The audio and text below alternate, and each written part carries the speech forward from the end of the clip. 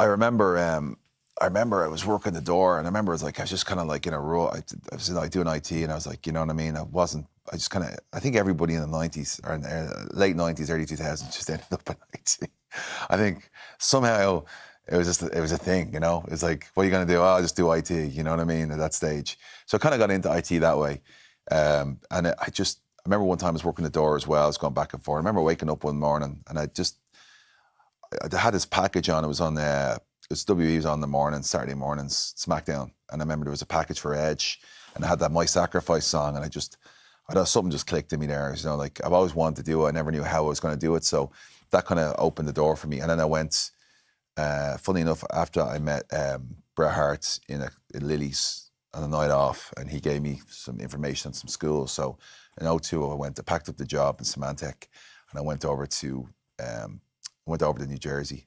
So talk to me about meeting Bret Hart. Was that one of those moments of, will I go over and say something? So I saw him there, went over, and I just talked to him. He was super, super, super cool, man. Very, very chatty, very, very conversational, and gave me his agent's number, and I emailed her, and she gave me a bunch of schools. Where did you get into working on the door in Lillie's? And Paddy Moyles, actually, mate, mine Paddy Moyles got me in the door. So I went to college in the NCI, National College of Ireland. I was up in Ranelagh at the time. Because he's such a big guy, he got this job working on the doors. I think it was Thomas Reed's at the time, because there's door staff everywhere. They didn't call them bouncers, they called them door staff. They cleaned up the image, you know what I mean? The suit and tie and all that.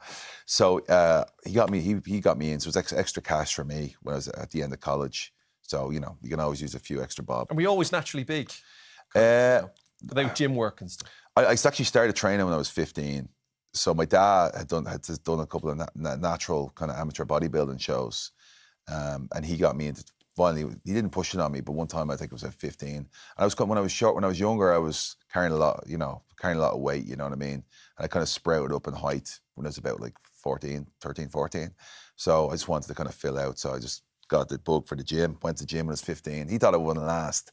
He was like, all right, I'll get you in there, 3-month membership, see how you do. And then I've been in the gym ever since. I love it. So where was next? Was it the UK next, or did you head to the States? No, so what happened was I went over to school in the States, messed up my neck, and I came back kind of with my tail between my legs. So I was kind of 3 months in the school. And tell us about that. Was that completely just, were you thrown in, didn't know much, and you're there with, because you know the Americans, they grow up with this on TV 7 nights a week almost. You know, you're this Irish kid rocking in. Are they a bit like, who's this guy? Some of them were really nice, the students. Like, it basically was nothing to do. It's like an independent. There's a guy called Larry Sharp owned the school, and it was like a load of kids trying to obviously follow their dream.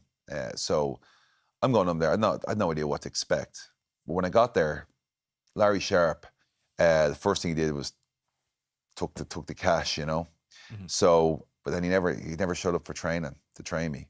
They had some other guy that was there, and my thing was like, well, I'm paying money, because you've trained all these other legends like Bam Bam Bigelow and Big Show and Raven and all these guys, and then all of a sudden he wasn't even there. He was putting the bar most of the time. So did you feel straight away this is a bit of a sham? Yeah, I felt right away. I was just kind of like, I didn't have a good feeling about it, because the guy who was training me too was just a mad lunatic. His name Ed something, his name was, but it was just weird. It wasn't what I expected. Like, they were selling me this thing, right? They're selling like Larry Sharp, who's trained all the stars, and then you get there and then Larry Sharp is nowhere to be seen. So listen, you come back home, Irish Whip Wrestling.